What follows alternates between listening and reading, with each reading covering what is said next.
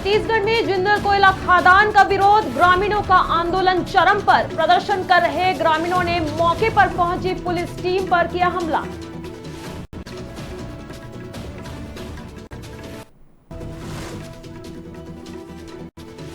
दुर्ग में चल रही बाबा बागेश्वर की कथा के दौरान पुलिस की बड़ी कार्रवाई। कथा स्थल पर सुरक्षा में तैनात पुलिस ने 9 संदिग्ध महिलाओं को हिरासत में लिया। पुलिस ने गतिविधियों पर शक जताते हुए मौके से पकड़ा। पुलिस की महिलाओं से पूछताछ जारी।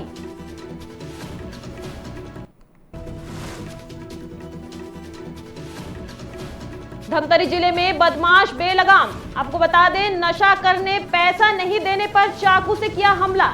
हमले में युवक गंभीर रूप से घायल, इलाज के लिए अस्पताल में किया भर्ती। कोतवाली पुलिस बदमाशों के खिलाफ मामला दर्ज कर आगे की कार्रवाई में जुटी।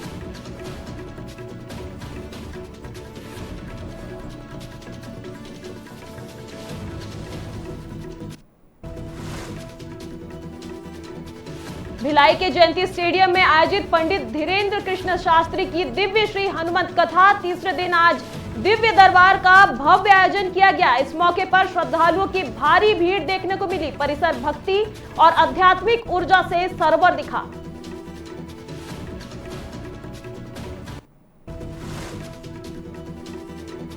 छत्तीसगढ़ के मुख्यमंत्री विष्णुदेव साय दुर्ग जिले के दौरे पर। दुर्ग के गोकुल नगर में आयोजित हलवा आदिवासी समाज के 35वें मिलन समारोह और शक्ति दिवस 2025 के कार्यक्रम में शामिल हुए।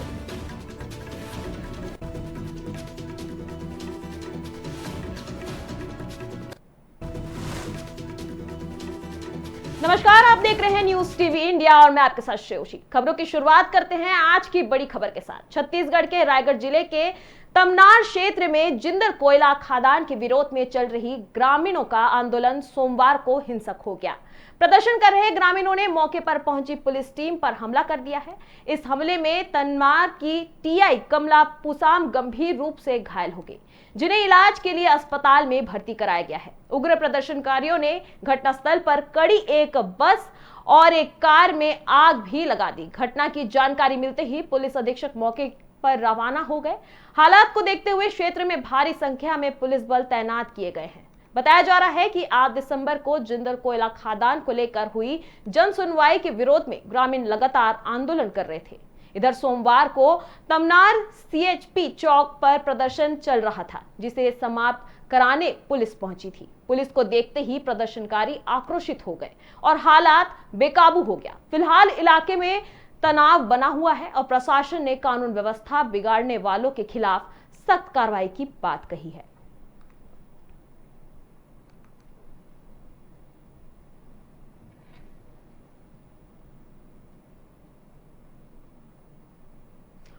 और इस वक्त दुर्ग से एक बड़ी खबर सामने आ रही है। दुर्ग में चल रही बाबा बागेश्वर की कथा के दौरान पुलिस ने बड़ी कार्रवाई की है। बता दें, कथा स्थल पर सुरक्षा में तैनात पुलिस ने 9 संदिग्ध महिलाओं को हिरासत में लिया है। बताया जा रहा है कि ये महिलाएं कथा स्थल के आसपास संदिग्ध हालत में घूम रही थी। पुलिस को इनकी गतिविधियों पर शक हुआ, जिसके बाद सभी को मौके से पकड़ लिया गया। फिलहाल पुलिस इन महिलाओं से पूछताछ कर रही है और उनकी पहचान व मंशा की जांच कर रही है। कथा स्थल पर सुरक्षा व्यवस्था और सख्त कर दी गई है। बता दें, मौके पर पुलिस बल भी तैनात किए गए हैं और हालात पूरी तरह नियंत्रण में बताया जा रहा है। इस मामले में पुलिस की ओर से आगे की जानकारी का इंतजार किया जा रहा है।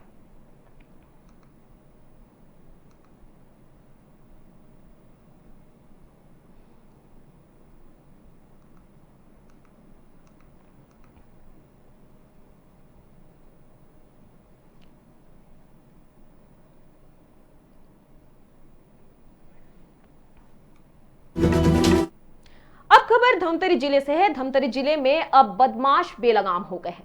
नशा करने पैसा नहीं देने पर अब चाकू से हमला करने लगे हैं। कुछ ऐसा ही मामला धमतरी से आया है, जहां शराब पीने के लिए पैसा नहीं देने पर बदमाशों ने एक युवक पर चाकू से हमला कर दिया। इस हमले में युवक गंभीर रूप से घायल हो गया, जिसका इलाज अस्पताल में जारी है। इस वारदात से शहर में दहशत का माहौल है। धमतरी शहर के हटकेश्वर वार्ड निवासी घायल दिलेश ध्रुव ने बताया कि शुक्रवार की रात वह अपने बुआ को छोड़ने पोस्ट ऑफिस वार्ड गया था। अपने बुआ को छोड़कर घर वापस आ रहा था, तभी कांचा तालाब के पास पहले से खड़े अतनान बदमाशों ने बिट्टू नायक और उनके साथी ने उसे आवाज देकर रुकवाया और शराब पीने के लिए पैसा मांगा। पैसा नहीं देने पर बिट्टू नायक ने गाली गलौज करते हुए जान से मारने की धमकी दी और चाकू से उस पर हमला कर दिया। वहीं युवक को इलाज के लिए धमतरी जिला अस्पताल में भर्ती कराया गया है। फिलहाल कोतवाली पुलिस बदमाशों के खिलाफ मामला दर्ज कर आगे की कार्रवाई में जुट गई है।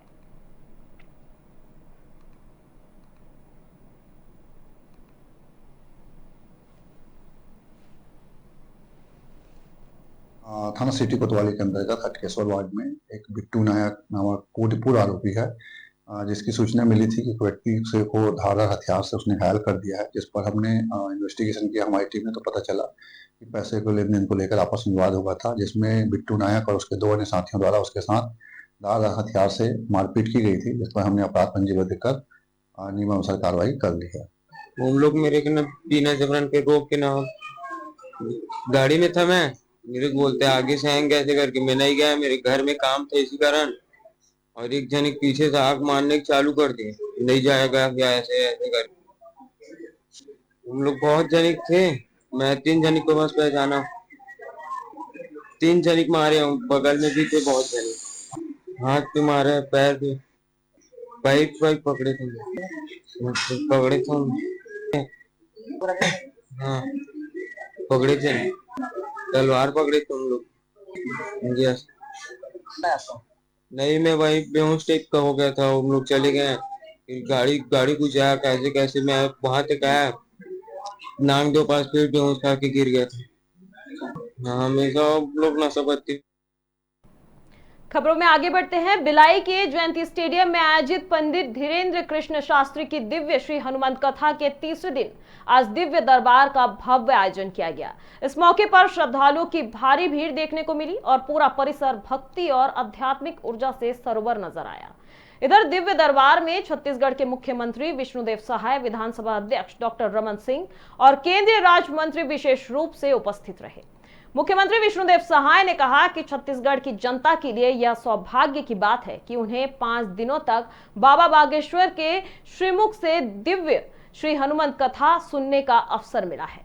मुख्यमंत्री ने यह भी कहा कि प्रभु श्री राम ने अपने वनवास काल का अधिकांश समय छत्तीसगढ़ की भूमि पर बिताया था और यह भूमि माता शर्बरी और तपोभूमि की रही है। इसके बाद मुख्यमंत्री विष्णुदेव सहाय ने कहा और विधानसभा अध्यक्ष डॉक्टर रमन सिंह सेक्टर 1 स्थित पंत स्टेडियम पहुंचे, जहां राज्य स्तरीय वॉलीबॉल प्रतियोगिता के समापन समारोह में शामिल हुए। इस प्रतियोगिता में प्रदेश भर से 48 टीमें हिस्सा ले रही थी, जिसमें महिलाएं और पुरुष वर्ग की टीमें भी शामिल थी। मुख्यमंत्री ने खिलाड़ियों से परिचय प्राप्त कर उनका उत्साह भी बढ़ाया और साथ ही कहा कि ऐसे आयोजन खेल प्रतिभागों को आगे बढ़ाने का अवसर प्रदान करते हैं। के लिए बड़ा सौभाग्य का विषय है कि माता कौशल्या की धरती और हमारे प्रदेश की जो इस्पात नगरी है भिलाई, इसमें 5 दिवसीय दिव्य श्री हनुमंत कथा का आयोजन है और पूज्य पंडित श्री धीरेन्द्र कृष्ण शास्त्री जी के श्रीमुख से श्री हनुमंत कथा का रसपान सभी लोग कर रहे हैं। और इस आयोजन के लिए हम अपने भारतीय जनता पार्टी के राष्ट्रीय उपाध्यक्ष श्री सरोज पांडे जी, राकेश पांडे जी और उनके पूरा परिवार को बहुत बहुत धन्यवाद करते हैं, जिन्होंने इतना बड़ा आयोजन किया और सबको इस पुण्य में मतलब गंगा नहाने का।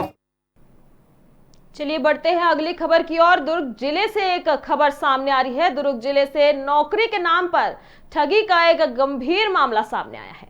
पुलिस भर्ती में नौकरी दिलाने का झांसा देकर एक परिवार ने 3,50,000 रुपए ठग लिए। आपको बता दें, पीड़ित ग्राम डुंडेरा थाना उतई क्षेत्र का रहने वाला है।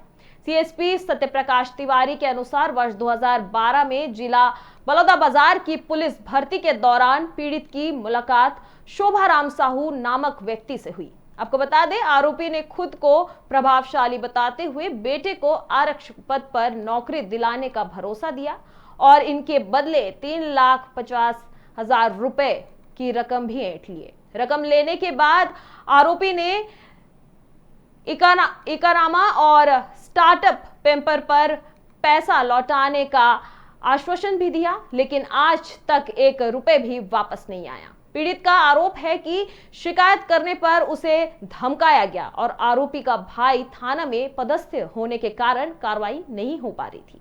इधर ठगी के चलते परिवार आर्थिक संकट में आ गया है और बेटी की शादी तक टालनी पड़ी। आखिरकार पीड़ित ने एसपी दुर्ग से शिकायत की, जिसके बाद आरोपी के खिलाफ धारा 420 के तहत मामला दर्ज कर मामले की जांच शुरू कर दी गई है।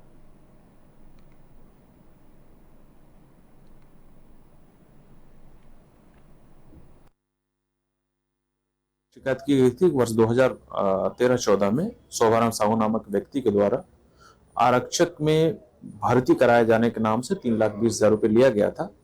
जब पैसे की उनके द्वारा डिमांड की गई कि भाई आप नौकरी नहीं लगाए और हमारा पैसा वापस करो, तो उनके द्वारा लगातार घुमाया जाता रहा और लिखित में जो प्रार्थी है कमल साहू, उसके साथ एक एग्रीमेंट किया गया कि हम आपका पैसा वापस कर देंगे, हम आज वापस करेंगे पैसा, कल वापस करेंगे करते हुए इनके द्वारा लंबे समय तक टाल मटोल किया जाता रहा। अंत में प्रार्थी के द्वारा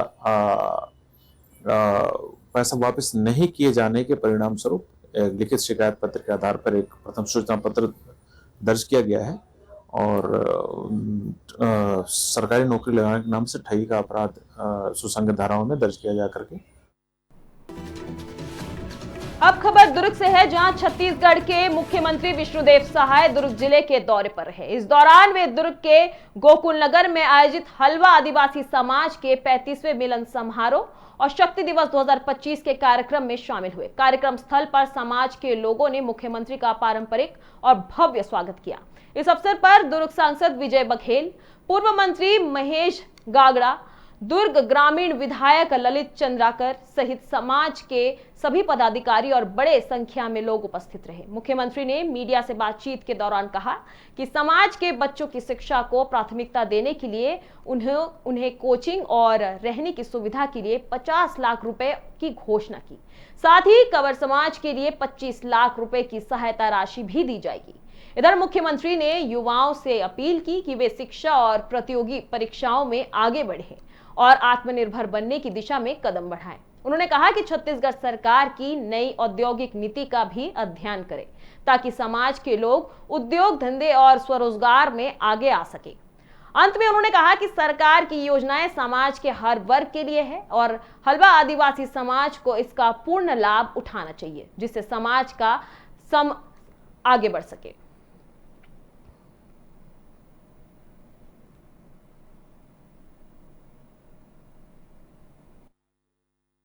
दुर्ग कुलगांव की इस पावन धरती में हलवा हलवी समाज द्वारा शक्ति दिवस समारोह का आयोजन किया गया था, जिसमें समाज के द्वारा हम लोग आमंत्रित थे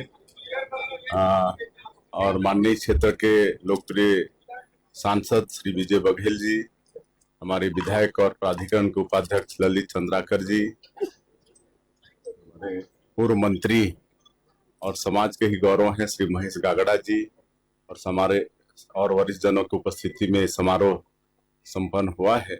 और कल भी हम राजनांदगांव जिले के गोडलवाही में थे, वहां पर जो समाज के आजादी के सेना नायक हुए शहीद गेंद सिंह नायक, उनकी मूर्ति का अनावरण वहां पर किए। तो ऐसा बड़ा जागरूक समाज है ये और इनका इतिहास बहुत ही समृद्धशाली रहा है। तो आज यहाँ पर बच्चों को आगे कोचिंग वोचिंग की दृष्टि से रहने की व्यवस्था हो, इसके लिए समाज का मांग था, उसके लिए 50 लाख रुपए की घोषणा किए है। और बगल में ही कंवर समाज की भी भूमि है, तो उनको भी बाउंड्री वॉल के लिए 25 लाख रुपए की घोषणा की। फिलहाल मेरे साथ इस बुलेटिन में इतना ही। आगे की देश दुनिया की तमाम खबरों के लिए आप देखते रहिए न्यूज़ टीवी इंडिया। नमस्कार।